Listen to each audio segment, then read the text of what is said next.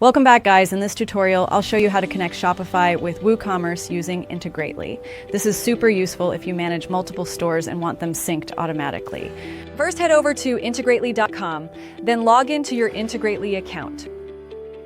To get started with your automation, you have two main options on the homepage. You can either use the AI-powered automation creator or manually select your apps. Let's select Shopify as our first app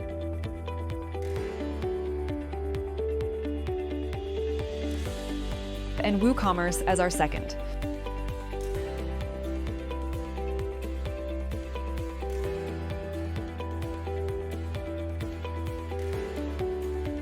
From the one-click automations in Integrately, pick When New Order is Created in Shopify, Update Order in WooCommerce, and click Activate. I've also added the direct link in the description so you can try it instantly. Next, connect your Shopify account.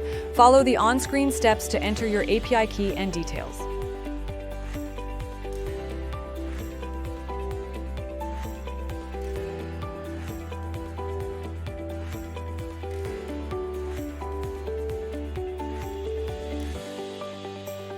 Then connect your WooCommerce account, enter the required details, grant permissions if prompted, and select the account ID. Then enter consumer key and consumer secret.